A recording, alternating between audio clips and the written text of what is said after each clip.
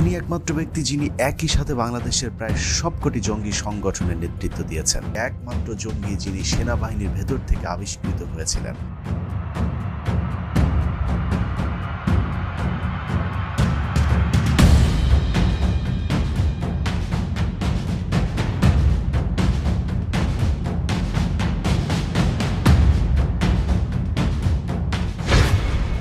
আপনাকে কেন বাইশজনকেই বলে দেওয়া হলো যে আপনি ওখানে যাই না?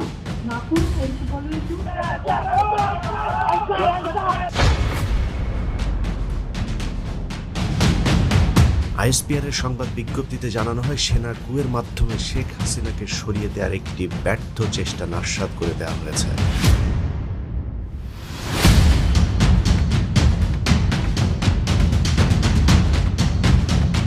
যে পরিস্থিতি ছিল ওই পরিস্থিতির শিকার হয়ে আমি এটা বলতে পারি।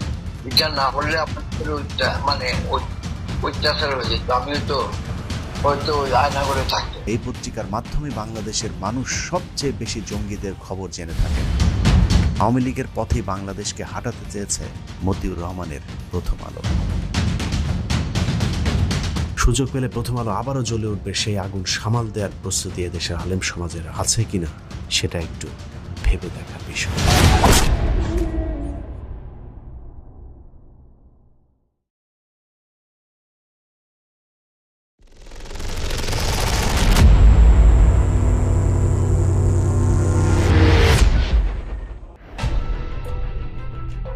অনুষ্ঠানের শুরুতে একজন ব্যক্তির কথা মনে রাখুন, তার নাম মেজর সৈয়দ মোহাম্মদ জিয়াউল হক।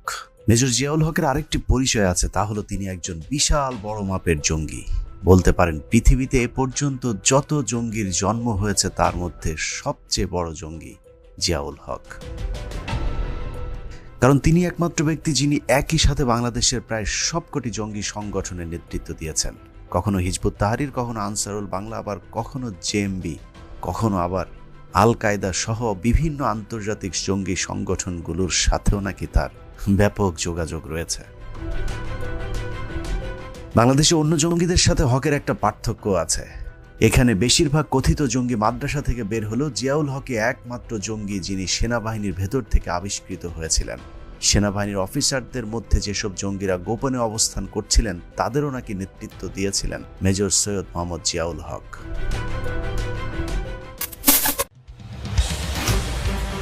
মেজর থেকে জিয়া কিভাবে জঙ্গি হয়ে গেলেন সেই আলাপে একটু পরে আসব।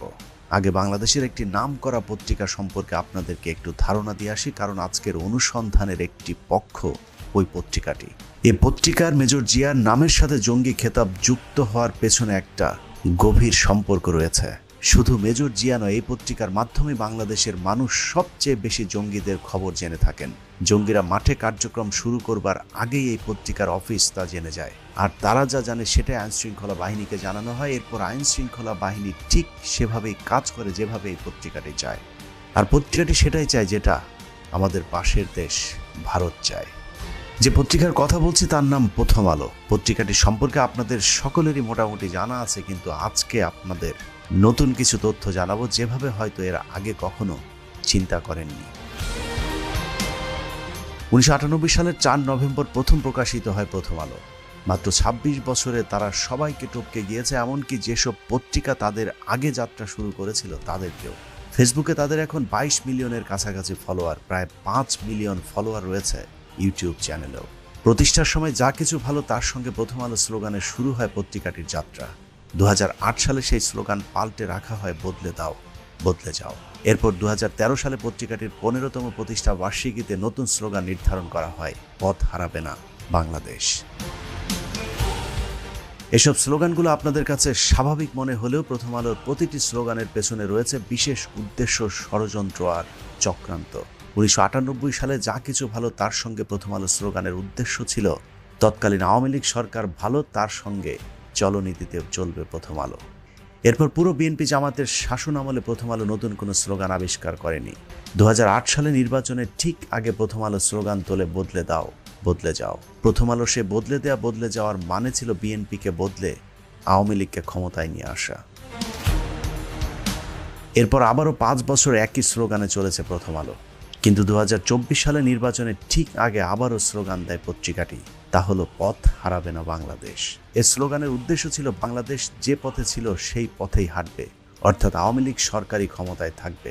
যে কারণে 2013 থেকে 2024 সাল পর্যন্ত প্রথম আলো আর কোনো নতুন স্লোগান তোলেনি, কারণ আওয়ামী লীগের পথেই বাংলাদেশকে হাঁটাতে চেয়েছে মতিউর রহমানের প্রথম আলো। প্রথম আলো আওয়ামী লীগকে যেই পথে হাঁটাতে চেয়েছে সেই পথ ধরে আমরা আমাদের অনুসন্ধানের শুরুটা করি, যে পথের প্রতিটি বাঁকে বাঁকে পাতা আছে প্রথম আলোর তৈরি করা ভয়ঙ্কর সব ফাঁদ। সেই ফাঁদে গেল 15 বছরে কমপক্ষে 50,000 ধর্মপ্রাণ দেশপ্রেমিক মুসলমানকে জেল খাটতে হয়েছে, জীবন দিতে হয়েছে অন্তত কয়েক হাজার মানুষকে। যারাই বাংলাদেশকে ভালোবেসেছে, বাংলাদেশের স্বাধীনতার চিন্তা করেছে, তাদের জন্য 15 বছরের এই দীর্ঘ পথটা ছিল ঘন কালো অন্ধকার এক মৃত্যুপরী। আমরা এই পথের শুরুটা যেখান থেকে হয়েছিল ঠিক সেখান থেকে হাঁটা শুরু করব।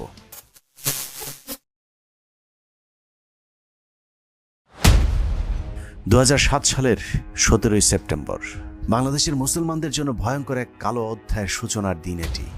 এদেশের মানুষ হয়তো কল্পনাও করতে পারেনি কত বড় এক ফাঁদে পা দিতে যাচ্ছে 16 কোটি মুসলিম অধ্যুষিত প্রিয় এই বাংলাদেশ। 2007 সালের ওই দিন প্রথম আলোর রম্য ম্যাগাজিন আলপিনে মহানবী হযরত মুহাম্মদ সাল্লাল্লাহু আলাইহি ওয়াসাল্লামকে নিয়ে ব্যঙ্গাত্মক একটি কার্টুন প্রকাশ করা হয়। প্রথম আলো জ্ঞাত সারি কার্টুনটি প্রকাশ করেছিল কারণ তারা জানত 90% মুসলমানের এই দেশে এরকম একটি কার্টুন ছাপলে তার ব্যাপক প্রতিক্রিয়া হবে। প্রথম আলোর সেই পরিকল্পনা সফল হয়েছিল। পত্রিকাটির ওই কার্টুনের বিরুদ্ধে সারা দেশে বিক্ষোভে ফেটে পড়েছিল বাংলাদেশের ধর্মপ্রাণ মুসলমানেরা। প্রিয় নবীজির সম্মানে মুসলমানদের সেই ক্ষোভ বিক্ষোভকে বহির্বিশ্বের কাছে ধর্মীয় উন্মাদনা হিসেবে প্রমাণ করার সেই মিশন সফল হয়েছিল প্রথম আলোর। ইসলাম ফোবিয়ায় ভুগতে থাকা পশ্চিমা বিশ্ব প্রথম আলোর সেই ট্যাবলেট ভালোভাবেই গিলেছিল। ডানপন্থীদের উত্থানের ভয় পরের বছরের নির্বাচনে গোটা পশ্চিমা বিশ্ব ভারতের মনোনীত ইসলাম বিদ্বেষী শেখ হাসিনাকে বাংলাদেশের শাসন ক্ষমতা তুলে দিয়েছিল। 2008 সালের ডিসেম্বরে নির্বাচনের পর 15 বছরের শেখ হাসিনার সরকার মূলত প্রথম আলোর 2007 সালের সেই কার্টুনের ফসল। এখন নিশ্চয়ই প্রশ্ন আসতে পারে 2008 থেকে 2024 সাল আওয়ামী লীগ ক্ষমতায় ছিল, সেখানে প্রথম আলোর কি লাভ? এই প্রশ্নের মাঝেই লুকিয়ে আছে আজকের অনুসন্ধানের সব উত্তর। আমি স্পষ্ট বলতে চাই যে প্রথম আলো পত্রিকা তাদের সামনে, ওখানে ডিবি মুনির ছিলেন এবং তার বস ছিলেন এই পুলিশের সাবেক আইজিপি। তিনি তখন ছিলেন ঢাকা মেট্রোপলিটনে, তিনি পুলিশ কমিশনার ছিলেন। তো ওনারা আমাকে একটু মনে করছিলেন হুজুর টাইপের মানুষ, হাবাগুবা টাইপের হয়তো এইভাবে ভাবছিলেন। হাত করার পরই আমাকে একটু দূরে দাঁড় করিয়েছিলেন। ওখান থেকে আমি পরিষ্কার দেখতে পাচ্ছিলাম যে প্রথম আলো পত্রিকার আমাদের সামনে লেখা, এবং শিরোনাম তো আমি দেখে ফেললাম, ওখানে লেখা আছে যে আমেরিকান এমবেসি ও ভারতীয় দূতাবাসে আক্রমণের পরিকল্পনায় চট্টগ্রাম থেকে এই জঙ্গিদেরকে গ্রেপ্তার, একদম হেডলাইন এটা।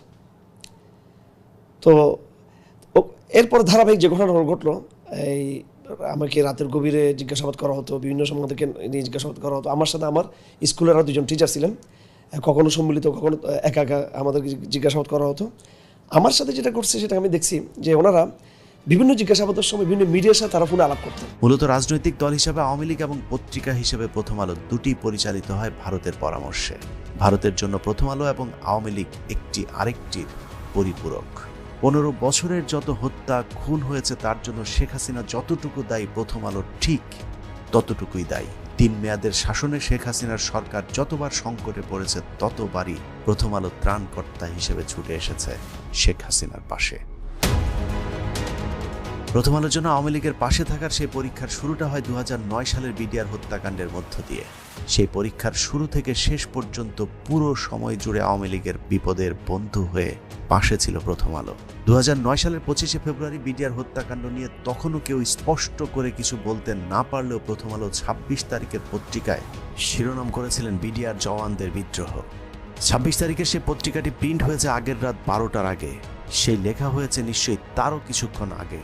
অথচ প্রথম আলোর প্রথম পৃষ্ঠা জুড়ে সবকটি শিরোনামে বিডিআর জওয়ানদেরকে বিদ্রোহী হিসেবে প্রতিষ্ঠিত করবার চেষ্টা করা হয়েছে। বিদ্রোহী নামে বিডিআর অফিসারদেরকে হত্যা করার এই পরিকল্পনা ছিল অত্যন্ত সুপরিকল্পিত, আর প্রথম আলোর পরিকল্পনা ছিল তার চেয়েও অনেক বেশি নিখুঁত। পত্রিকায় কি শিরোনাম হবে, কোন নিউজ হবে, কারা বিশেষজ্ঞ হিসেবে মতামত দেবেন সবই প্রস্তুত করে রেখেছিল প্রথম আলো। 25 তারিখের ঘটনায় ওই সময় সেনাবাহিনীতে যারা কর্মরত ছিলেন তারাও পরিষ্কারভাবে কিছু বলতে না পারলেও প্রথম আলোতে 26 তারিখের শেষ পাতায় তাৎক্ষণিক প্রতিক্রিয়ার কলামে মেজর জেনারেল অবসরপ্রাপ্ত আজিজুর রহমানের একটি লেখা ছাপা হয়েছিল। ভারতীয় রয়ের এজেন্ট এই আজিজ কোনো ধরনের তদন্ত ছাড়াই বলে দিয়েছিলেন এ বিদ্রোহ পঞ্জীভূত ক্ষোভের বহিঃপ্রকাশ। একই অবস্থা 27 তারিখের পত্রিকার। পরের দিনের পত্রিকাটির শিরোনাম করা হয় অবশেষে আত্মসমর্পণ।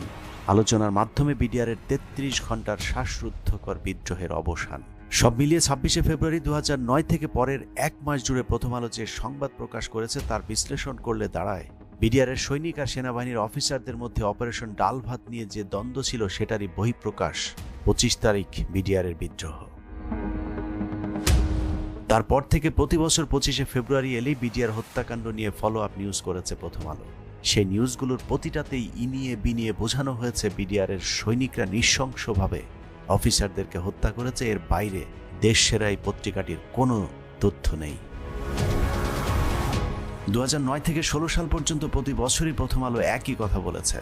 বিডিআর হত্যাকাণ্ড নিয়ে মর্মস্পর্শী মুখরোচক আবেগঘন সংবাদের মাধ্যমে মায়া কান্না দেখালো 7 বছর ধরে বিডিআর হত্যাকাণ্ডের সাথে ভারত জড়িত থাকার খবর প্রথম আলোর সহজ সরল সাংবাদিকদের মাথায় একবারের জন্যও আসেনি।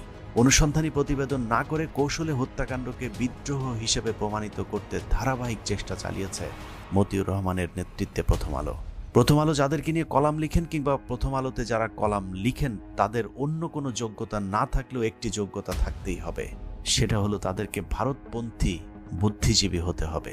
হয়েছে কি ভাই, আমাদের জঙ্গি সংগঠন বা বাংলাদেশটা অস্থিতিশীল করার জন্য সকল প্রচেষ্টা সর্বসময়টা ভারতের, যেই ফর্মেই হোক। জেএমবিটা কিন্তু আপনার ওই যে বলে না, চরমপন্থী দলকে নির্মূল করার জন্য তারা সৃষ্টি হয়। প্রথমে দর্শন ঢুকাই দেয় ভারত যে তুমি এই কাম করো, এবং তার যে এক্সপ্লোসিভগুলি দেওয়া হয়, পাওয়ার জেল, প্রত্যেকটার গায়ে লেখা মেড ইন ইন্ডিয়া। প্রথম আলো এতদিন ধরে যে প্রচেষ্টা চালিয়ে আসছিল ভারতের সেই পরিকল্পনাকে আরও প্রতিষ্ঠিত করতে 2017 সালে জেনারেল মইনুল ইসলামের একটি সাক্ষাৎকার ছাপা হয়।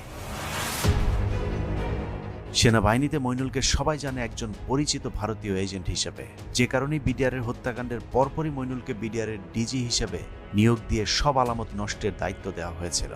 হত্যাকাণ্ডের অন্যতম মাস্টার মাইন্ড ভারতীয় গুপ্তচর মইনুলকে যে ভারত আগে থেকে বিডিআরের ডিজি বানানোর পরিকল্পনা করে রেখেছিল সেটা বোঝা যাবে। সিপাহী কর্মকর্তায় ব্যবধান ছিল শিরোনামের সাক্ষাৎকারে মইনুলের কাছে প্রথম আলোর একটি প্রশ্ন ছিল, এই হত্যাকাণ্ডের সাথে কি বিদেশি কোনো যোগসূত্র ছিল? সেই প্রশ্নে ভারতীয় চর মইনুল বলেন, বিডিআর হত্যাকাণ্ডের সাথে বিদেশের জড়িত থাকার যে অভিযোগ শোনা যায় তা ভিত্তিহীন। অপারেশন ডাল ভাতের কারণে সৈনিক আর অফিসারদের মাঝে যে দ্বন্দ্ব দেখা দিয়েছিল সেটার কারণেই নাকি বিডিআর বিদ্রোহ হয়েছিল। প্রথম আলো কি প্রশ্ন করবে সেটাও মইনুল জানে, আর মইনুল কি উত্তর দেবে সেটাও প্রথম আলো জানত। মইনুলের মতো প্রমোশন, নারী আর টাকার স্বপ্নে মাতাল হয়ে থাকা অফিসারদের কারণে ভারতীয় চক্রান্ত ভালোভাবেই বাস্তবায়ন করেছিল প্রথম আলো, কিন্তু বাধা হয়ে দাঁড়ায় অন্য আরেকটি দল।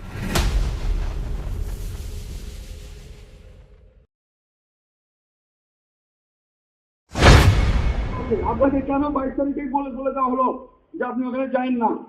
না তো এরকম বলেনি তো। এটা হয়েছে ম্যাডাম। না না 22 তারিখে কি আপনাদের কাছে অনেক ভুল তথ্য আছে।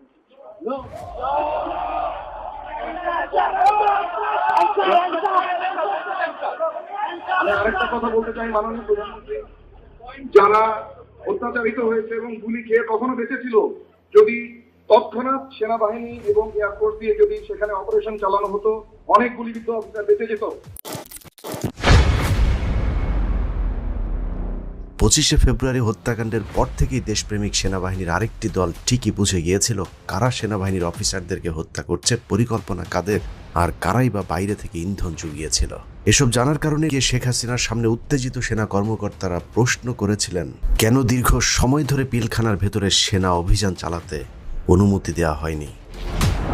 যদি কখন আপনি সেনাবাহিনী পাঠাতে ব্ল্যাক পাঠাতেন, আবার আপনার বন্ধুরা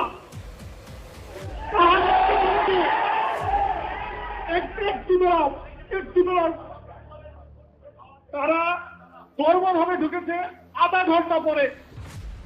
মাননীয় প্রধানমন্ত্রী, মাত্র প্রথম দিকে 20 থেকে 30 জন সৈনিক হচ্ছে রাইফেল নিয়ে চারিদিকে ঘেরা ছিল, ওদের কাছে লাইভ অ্যামুনিশন ছিল না, ব্ল্যাঙ্ক অ্যামুনিশন দিয়ে ফায়ার করছিল। কিন্তু আমি জানি না কেন আপনার মধ্যে কে বুদ্ধি দিল আপনার সংসদে এটা রাজনৈতিক ভাবে সংশোধন করতে হবে, কেন বিদ্রোহের ঘোষণা বিদ্রোহই করতে হবে।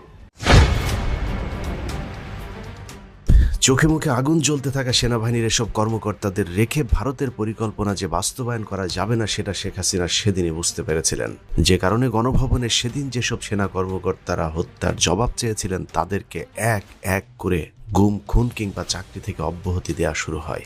এরই মধ্যে দেশপ্রেমিক অফিসাররা বুঝতে পারেন যারা বিডিআর হত্যাকাণ্ডের প্রতিবাদ করেছিলেন তাদেরকে একের পর এক সরিয়ে দেওয়া হচ্ছে সেনাবাহিনী থেকে, আর ভারতীয় রয়ের সদস্যদেরকে তাদের জায়গায় এনে বসানো হচ্ছে। ভারতের এই ষড়যন্ত্র জানার পরই সেনাবাহিনীর কয়েকজন মিলে সিদ্ধান্ত নেন শেখ হাসিনাকে ক্ষমতাচ্যুত করতে না পারলে ভারতের হাত থেকে বাংলাদেশকে বাঁচানো সম্ভব নয়, যে কারণেই দেশের সার্বভৌমত্ব রক্ষার লক্ষ্যে সেনাবাহিনীর ওই অংশটি একটি কূ করার পরিকল্পনা করেন। স্বৈরাচার হাসিনার গেল 15 বছরের দুঃশাসন থেকে বাংলাদেশকে বাঁচানোর সেটিই ছিল প্রথম প্রচেষ্টা। দেশ বাঁচানোর সেই পরিকল্পনার নেতৃত্ব দিয়েছিলেন মেজর সৈয়দ মোহাম্মদ জিয়াউল হক, যার কথা আপনাদেরকে অনুসন্ধানের একদম শুরুতেই কিছুটা বলেছিলাম। অনুসন্ধানের এই অংশে আপনারা জানবেন জিয়া কিভাবে মেজর থেকে জঙ্গি হিসাবে আবির্ভূত হলেন। সে তথ্য খুঁজে বের করতে আমাদেরকে হাঁটতে হয়েছে জটিল সমীকরণের সুড়ঙ্গ ধরে, যেই সুড়ঙ্গের প্রতিটি পদে পদে আমরা প্রথম আলোর দেশবিরোধী সূক্ষ্ম ষড়যন্ত্র খুঁজে পেয়েছি। অত্যন্ত দুরন্তপনা একটা ছেলে, এবং আমার দেখা সুপার হিউম্যান কোয়ালিটি বলতে যেটা থাকে জিয়ার মধ্যে সেটা ছিল। যতদূর আমরা জানতে পেরেছিলাম যে পিলখানার ঘটনার পর 2009 জিয়ার কাছে, সে তখন MIST-তে পড়তো, জিয়ার কাছে এমন কিছু ইনফরমেশন ছিল যে ইনফরমেশনগুলা আমাদের বিগত সরকারকে বিপদে ফেলে দিত। 19 জানুয়ারি 2012 ISPR এর সংবাদ বিজ্ঞপ্তিতে জানানো হয় সেনা কুয়ের মাধ্যমে শেখ হাসিনাকে সরিয়ে দেওয়ার একটি ব্যর্থ চেষ্টা নস্যাৎ করে দেওয়া হয়েছে। ISPR এর দাবি ছিল কতিপয় বিপদগামী অফিসার কুয়ের চেষ্টা করেছিল এবং দেশপ্রেমিক সেনাবাহিনী সেই কু ঠেকিয়ে দিয়েছে। বাংলাদেশ সেনাবাহিনীতে এর আগেও অনেকবার কু হয়েছে, কিন্তু এই ঘটনাটিকে শুরু থেকেই প্রথম আলো জঙ্গি তৎপরতা হিসেবে প্রতিষ্ঠিত করবার চেষ্টা করেছে। কোনো তথ্য প্রমাণ ছাড়াই কুয়ের নেতৃত্বে থাকা মেজর জিয়াকে প্রথম আলো তাদের প্রতিটি সংবাদে জঙ্গি হিসেবে উল্লেখ করেছে। প্রথম আলোর সবশেষ মেজর সৈয়দ জিয়াউল হককে নিয়ে করা সংবাদগুলো যদি পর্যালোচনা করা যায় তাহলে দেখা যাবে প্রথম আলো পত্রিকাটিতে প্রকাশিত প্রতিটি সংবাদে মেজর জিয়ার নামের আগে জঙ্গি শব্দটি লেখা হয়েছে, অথচ কথিত পেশাদার একটি পত্রিকা জঙ্গি শব্দটি লিখতে দাড়ি, কমা, কোলন, সেমিকোলন কিংবা কোট আনকোট কোনো চিহ্ন ব্যবহার করেনি। সাংবাদিকতার নিয়ম অনুযায়ী কারো নামের পূর্বে খুনি, ধর্ষক, জঙ্গি এসব বিশেষণ লাগাতে হলে তাদেরকে আত্মস্বীকৃত হতে হবে অথবা তাদের বিরুদ্ধে করা অভিযোগগুলো সন্দেহাতীতভাবে প্রমাণিত হতে হবে। তাহলে মেজর জিয়া কোন পদ্ধতিতে জঙ্গি হলেন? প্রথম আলো মানুষকে কিভাবে জঙ্গি বানায় সেই কৌশল দেখতে 2022 সালের 15 ফেব্রুয়ারি মেজর জিয়ার বাবার একটি সাক্ষাৎকারের দিকে নজর দেওয়া যাক। বিকৃতভাবে উপস্থাপিত ওই সাক্ষাৎকারের শিরোনাম দেওয়া হয় জঙ্গি জিয়া সম্পর্কে বাবা, সে ছিল ধর্মান্ধ ও একরোখা। প্রথম আলোর এই সংবাদে দাবি করা হয়েছে জিয়ার বাবা প্রথম আলোকে বলেছেন তার ছেলে ছিলেন একজন ধর্মান্ধ এবং একরোখা। এবার চলুন জিয়ার বাবা আমাদের কাছে কি বলেছেন সেটা একটু জেনে আসি। আপনি বলছেন যে জিয়া হচ্ছে একরোখা এবং ধর্মান্ধ ছিল, এই বক্তব্যগুলি আপনি কোন পরিস্থিতিতে দিচ্ছেন? তখন যে পরিস্থিতি ছিল ওই পরিস্থিতির শিকার হয়ে আমি যা বলতে পারি, এটা না হলে আপনার মানে অত্যাচার হয়ে যেত, আমি হয়তো আয়না করে থাকতাম। জিয়ার বাবার বক্তব্য অনুযায়ী প্রথম আলোর সাংবাদিক সেদিন জিয়ার বাবার সাথে যে ব্যবহার করেছিলেন সেটা সাংবাদিকতা নয়, বরং অনেকটা সন্ত্রাসীদের কায়দায় কথা বলেছিলেন জিয়ার পরিবারের সাথে। প্রথম আলোর ইচ্ছে মতো বক্তব্য না দিলে জিয়ার বাবাকে গ্রেফতার করার হুমকিও দেন প্রথম আলোর ওই সাংবাদিক।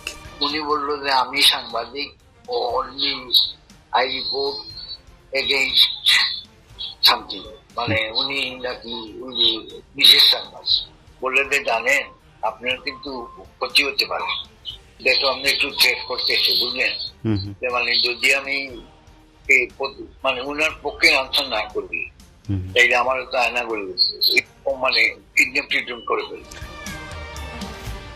মেজর জিয়াকে জঙ্গি বানাতে প্রথম আলো জিয়ার বাবাকে কয়েকটি প্রশ্ন করেছিলেন। তার মধ্যে একটি হলো জিয়া কবে থেকে নামাজ শুরু করেছেন, আর দ্বিতীয়টি জিয়া কয়টি বিয়ে করেছিলেন। প্রথম আলোর কাছে তথ্য ছিল মেজর জিয়ার প্রথম স্ত্রী ক্যান্সারে মারা যাবার পর তিনি দ্বিতীয় বিবাহ করেন। পত্রিকাটির সংজ্ঞা অনুযায়ী নামাজ পড়া এবং দ্বিতীয় বিবাহ করাটাই একজন মানুষকে জঙ্গি বলার জন্য যথেষ্ট। প্রথম আলোর পক্ষ থেকে মেজর জিয়ার বাবার কাছে ওই দিন যিনি বক্তব্য আনতে গিয়েছিলেন তার নাম শেখ সাবিহা আলম। গণজাগরণ মঞ্চের প্রোডাক্ট সাবিহা মেজর জিয়ার বাবাকে রাগ ঢাক না রেখেই সরাসরি বলেছিলেন প্রথম আলোতে তিনি কোনো সাধারণ রিপোর্টার নয়, তাকে বিশেষ বিশেষ কাজে দায়িত্ব দেওয়া হয়। প্রথম আলোর বিশেষ এই কার্য সম্পন্ন হয়েছে। পত্রিকাটির মিথ্যা রিপোর্টের পর জিয়াকে পুলিশ ও জঙ্গি হিসেবে প্রচার করতে শুরু করেছিল। পত্রিকাটির মিথ্যা রিপোর্টের কারণে জিয়া এখন পুলিশের খাতায়ও জঙ্গি হিসেবে স্থান পেয়েছে। সেই থেকে প্রায় 12 বছর ধরে খোঁজ নেই কথিত জঙ্গি জিয়াউল হকের। প্রথম আলোর একটি মিথ্যা সংবাদে তছনছ হয়ে গিয়েছে জিয়াউল হক আর তার পরিবারের পুরো জীবন। অথচ প্রথম আলোর মাধ্যমে জঙ্গি হবার আগ পর্যন্ত কি এক বর্ণাঢ্য জীবন ছিল মেজর সৈয়দ জিয়াউল হকের।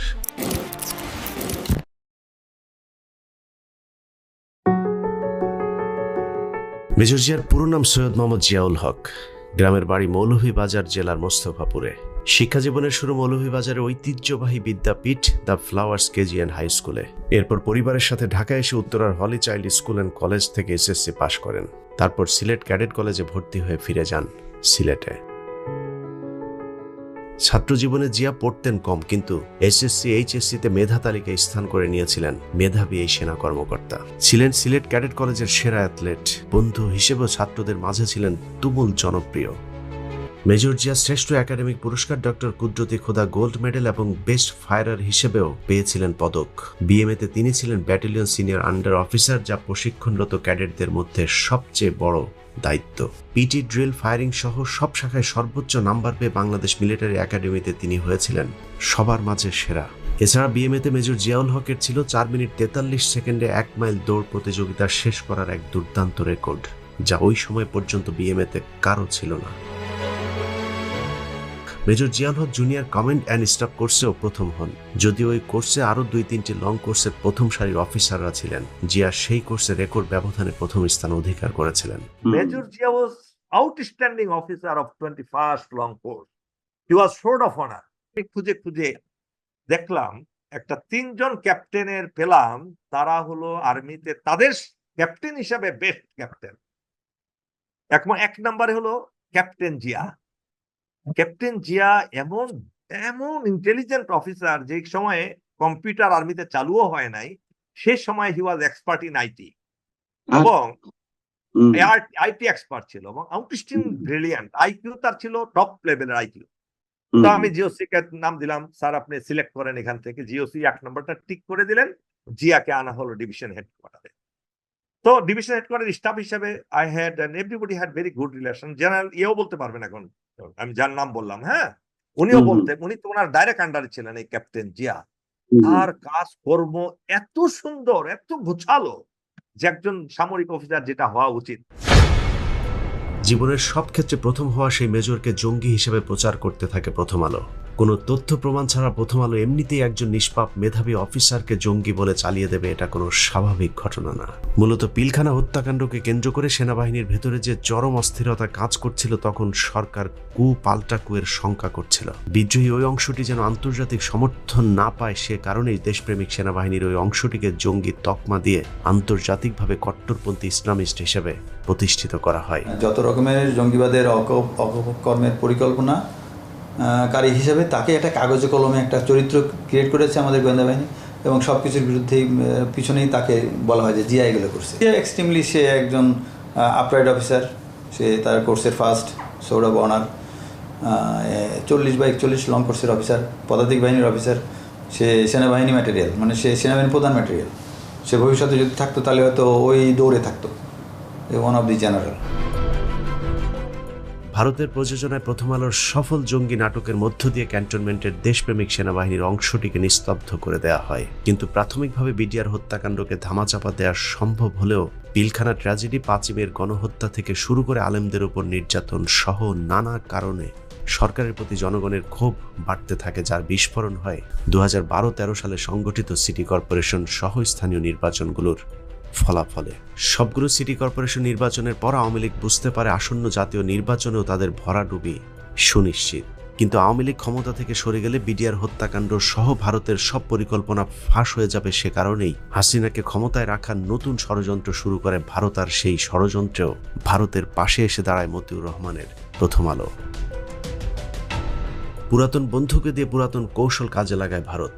2013 সালে প্রথম আলো আবারও শুরু করে জঙ্গি খেলা। 2007 সালে সেই পুরাতন অস্ত্র আবারও নতুন করে কাজে লাগায় পত্রিকাটি। 2014 সালে জাতীয় নির্বাচনের আগের বছর 2013 সালের 11 মার্চ প্রথম আলো রস আলো ম্যাগাজিনে পবিত্র কোরআনের সূরা লোকমানের 27 নম্বর আয়াতের বিকৃত করে মহানবী সাল্লাল্লাহু আলাইহি ওয়াসাল্লামকে নিয়ে কটূক্তি করা হয়। 2007 সালের মতো আবারও ধর্মপ্রাণ মুসলমানদের একটি অংশ ক্ষোভে ফেটে পড়েন।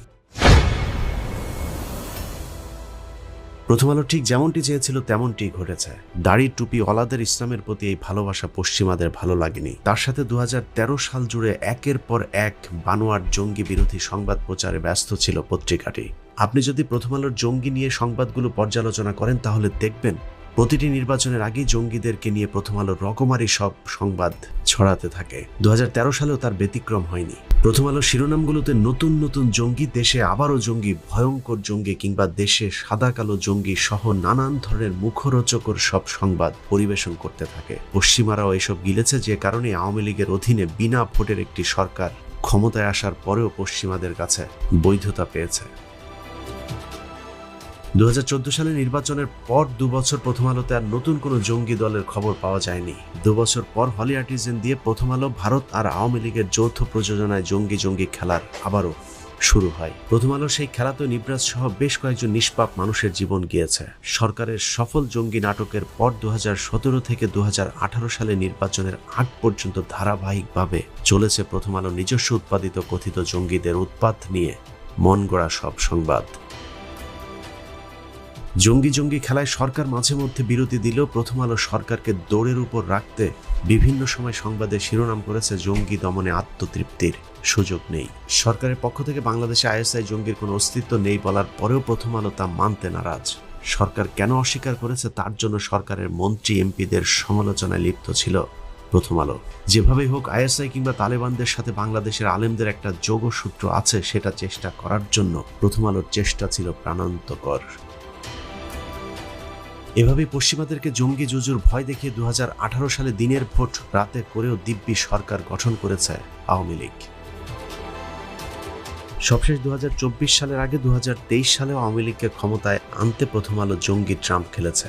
2023 সাল জুড়ে প্রথম আলো আবারও বাংলাদেশে জঙ্গিদের উত্থান বুঝাতে নানা ধরনের আজগুবি সংবাদ পরিবেশন করতে থাকে। জঙ্গি গোষ্ঠীর কেন হঠাৎ আবির্ভাব, দোষটা কার, এই শিরোনাম দিয়ে 2023 সালের শুরুটা হয় প্রথম আলোর। তারপর পুরো বছর জুড়ে চলেছে জঙ্গিদেরকে নিয়ে নানান ধরনের মিথ্যা বানোয়াট সংবাদ। কোথাও বলা হয়েছে দেশে নতুন জঙ্গি সংগঠন, কোথাও আবার আল কায়দা পন্থী বাংলাদেশি জঙ্গিদেরকে নিয়েও দুশ্চিন্তায় ছিল প্রথম আলোর মতিউর রহমান গঙেরা।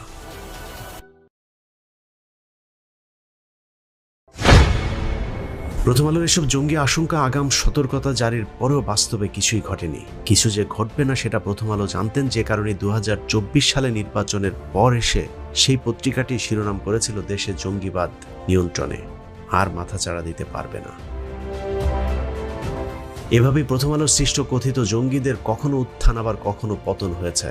এই উত্থান পতনের ভয়ঙ্কর খেলায় অসংখ্য আলেমের জীবন কেড়ে নিয়েছে। জঙ্গি আস্তানায় অভিযানের নামে 6 মাসের বাচ্চা সহ বোমায় উড়িয়ে দেওয়া হয়েছে পুরো পরিবার। কথিত জঙ্গিদের মধ্যে যাদেরকে বাঁচিয়ে রাখা হয়েছে তাদের জীবনের উপর দিয়েও বয়ে গেছে কাল বৈশাখী ঝড়। প্রথম আলোর জঙ্গি ঝড়ে ছন্ন ছাড়া হয়ে যাওয়া আলেমদের মধ্যে অন্যতম একজন মাওলানা হারুন ইজহার। 2009 সালে আওয়ামী লীগ ক্ষমতায় আসার পর থেকে কয়েক দফায় আটক হন আলোচিত এই আলেম।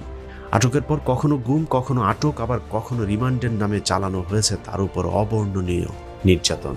সবচেয়ে ভয়ঙ্কর বিষয় হলো তার গুম হয়ে থাকার ওই সময়টাতে বিভিন্ন সংস্থা তাকে যখন জিজ্ঞাসাবাদ করত, সেই সময় সব ক্ষেত্রে প্রথম আলোর একজন সাংবাদিক সরাসরি কিংবা টেলিফোনে যুক্ত থাকতেন। আর প্রথম আলোর সাংবাদিক যেটা প্রশ্ন করতেন সেটাই স্বীকারোক্তি হিসাবে বিভিন্ন সংবাদ মাধ্যমকে জানাতো আইনশৃঙ্খলা বাহিনীগুলো। হারুন ইজহারের মতো ঠিক একইভাবে অসংখ্য আলেমকে নির্যাতন করেছে শেখ হাসিনার ইসলাম বিদ্বেষী সরকার, যে সরকারের পুরোটা সময় জুড়ে পাশে ছিল প্রথম আলোর মতিউর রহমান। অনুসন্ধানে আমরা যতজন আলেমের সাথে কথা বলেছি সকলকেই ধরে নিয়ে জোর করে জবানবন্দি নেওয়ার চেষ্টা করা হয়েছে। অবর্ণনীয় নির্যাতনের পরেও যারা স্বীকারোক্তি দেয়নি তাদেরকে মন গড়া কল্প কাহিনী সাজিয়ে জঙ্গি হিসেবে প্রচার করেছে প্রথম আলো। আমাকে গ্রেপ্তারের পরে যে বিভিন্ন বিষয়ে নির্যাতন করা হয়েছে তার মধ্যে একটি গুরুত্বপূর্ণ বিষয় ছিল মেজর জিয়া। মূলত মেজর জিয়াকে এটা আমার আদৌ জানা নেই, কখনো তার সাথে আমার পরিচয় হয়নি, দেখাও হয়নি, কিন্তু প্রচার করা হলো মেজর জিয়ার সাথে আমার সম্পর্ক আছে, আমার মাধ্যমে সে জঙ্গি হয়ে গেছে। আমার মনে হয় শেখ হাসিনার রোষানলে যারাই পড়ে তাদেরকে সে কোনো না কোনোভাবে ধ্বংস করার পায়তারা করে। বিডিআর বিদ্রোহের নামে যে সকল সেনাবাহিনীর কর্মকর্তা অফিসারগণ হাসিনা বিরোধী ছিল তাদের হত্যা করা হয়। এরপরেও যারা থেকে যায় মূলত তাদের জন্যই এই জঙ্গি তকমা আঁটা হয়। গেল 15 বছরের শাসনামলে নির্যাতনের শিকার সব আলেমের গল্পটা প্রায় একই রকম। আমি আসলে ওই সময় 164 বাস্তবতা সম্পর্কে আমার এতটা জানা ছিল না। আমি পরে যখন জেলখানায় গিয়েছি তখন শুনেছি যে 164 কারণে একজনের ফাঁসি বা একজনের যাবজ্জীবন এরকম হয়ে যেতে পারে। আর বাস্তবে ওইখানে কি লিখেছে এটা আমাকে পড়ারও সুযোগ দেয় না, আমি পড়তেও পারিনি। ঠিক আছে, শুধু আমাকে আসার আগে কাউন্টার টেররিজমের এডিসি ইমরান সে শিখিয়ে দিয়েছে, বলবেন TNT কলোনি থেকে আপনাকে অ্যারেস্ট করেছে। আমি আরো 4-5 জনকে নাশকতা করার উদ্দেশ্যে একত্রিত হয়েছি। দুপুর 12টার সময় পিচডালা রাস্তার কাছে একত্রিত হয়েছে। গোপন তথ্যের সূত্র সংবাদ পেয়ে তারা আমাকে সেখানে ধরতে গিয়েছে, বাকিরা পালিয়ে গেছে, আমি ধরা পড়ে গেছি। মিথ্যা জঙ্গি সম্পৃক্ততার অভিযোগে যেসব আলেমদেরকে আটকে রাখা হয়েছিল তাদের অধিকাংশই ছাড়া পেয়েছে, অথচ আবারও ঝড় এলে তার মোকাবেলার প্রস্তুতি নেই আলেমদের। প্রথম আলো, ডেইলি স্টার সহ যেসব সংবাদ মাধ্যমে দেশের দাড়ি টুপি পড়া বিপজ্জনক করে তুলেছিল তাদের বিরুদ্ধে আলেমদের পক্ষ থেকে এখনো কোনো মামলা করা হয়নি। ডিবি, এসবি, সিআইডির পাশাপাশি কাউন্টার টেররিজম, সিটিটিসি সহ পুলিশের যেসব সংস্থার সদস্যরা আলেম নির্যাতনের সম্পৃক্ত ছিল তাদের বিরুদ্ধে এখনো আলেমদের পক্ষ থেকে চোখে পড়ার মতো কোনো তৎপরতা দেখা যাচ্ছে না। আলেমদেরকে মনে রাখতে হবে প্রথম আলো আর ইসলাম একসাথে চলতে পারে না। মতিউর বাহিনী এখন নিশ্চুপ হয়ে থাকার মানে তারা থেমে যায়নি, তারা আবারও প্রতিশোধ নেওয়ার প্রস্তুতি নিচ্ছেন। সুযোগ পেলে প্রথম আলো আবারও জ্বলে উঠবে, সেই আগুন সামাল দেওয়ার প্রস্তুতি এদেশের আলেম সমাজের আছে কিনা সেটা একটু ভেবে দেখার বিষয়। আল্লাহ হাফেজ।